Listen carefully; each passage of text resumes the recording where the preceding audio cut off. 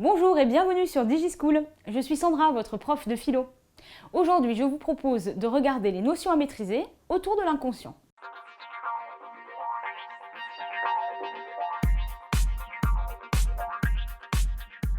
Attention aux faux amis. Inconscience et inconscient, cela ne veut pas dire la même chose.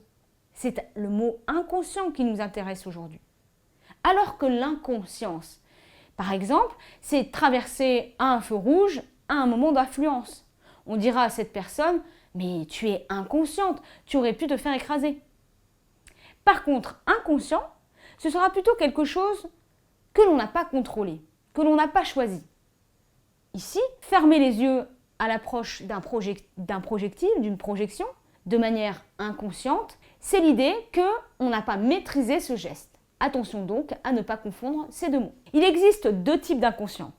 Celui dont je viens de vous parler, le projectile, qui me fait fermer l'œil de manière inconsciente, c'est un inconscient qu'on appellera statique. En fait, il est statique parce qu'il est passif. Il ne traduit pas une vie de l'esprit. C'est juste une sorte de mécanisation du corps. Le corps qui est dans une activité réflexe. C'est pour ça qu'il ne s'interprète pas cet inconscient-là. C'est un fait. C'est donc l'acte réflexe, comme je viens de vous le dire. C'est aussi les perceptions floues. Lorsque, par exemple, j'entends un grondement, un bruit assez fort, j'en perçois la généralité, mais pas l'ensemble des petits bruits qui le font fonctionner. Donc j'ai une perception plutôt floue. C'est un défaut de ma sensibilité, si vous voulez. C'est aussi un savoir-faire. Inconsciemment, lorsque je sais jouer du violon ou lorsque je sais conduire une voiture, je n'ai plus besoin de guider mes actes. Les choses se font toutes seules. Je l'ai appris, je l'ai acquis dans mon corps. Et là, de manière inconsciente, je suis capable de reproduire ce savoir-faire. Et l'inconscient, c'est aussi l'habitude. C'est ce chemin que je prends chaque jour et dont j'ai oublié que je l'avais fait une fois que je suis arrivée à mon lieu de résidence, par exemple. Il existe aussi un inconscient que l'on pourrait appeler l'inconscient dynamique. C'est un inconscient qui traduit davantage la matière de l'esprit, la matière de notre vie psychique. On pourrait dire qu'il y a deux niveaux dans notre conscience, puisqu'on est toujours dans cette idée d'évaluer ou de visualiser un petit peu ce qui se passe à l'intérieur de nous-mêmes. Eh bien, cette vie psychique, elle peut s'interpréter parce qu'il y a des signes de quelque chose de plus profond qui ne serait pas conscient.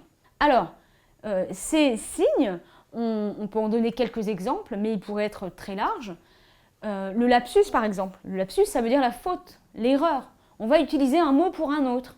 Et peut-être que ce mot qu'on utilise pour un autre, eh bien, on le fait parce qu'on a quelque chose d'autre à dire que ce que l'on dit réellement. Mais ça nous est caché. C'est quelque chose d'enfoui.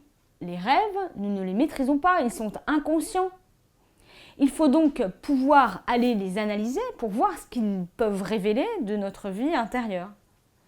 Le déni, l'incapacité à voir une chose évidente. Il existe des femmes qui font des dénis de grossesse, par exemple. C'est-à-dire qu'elles ne se rendent pas compte qu'elles sont enceintes presque jusqu'au terme. On peut dire que inconsciemment, elles ne veulent pas le savoir, elles ne veulent pas en avoir conscience. Et puis il y a l'acte manqué, faire un geste pour un autre. Si jamais je casse l'iPhone de ma meilleure copine, peut-être que j'ai quelque chose à lui dire. Il y a peut-être la traduction d'une vie psychique derrière cet acte manqué. J'espère que cette vidéo vous aura été utile. N'hésitez pas à télécharger les fiches en lien avec cette dernière et à bientôt sur DigiSchool.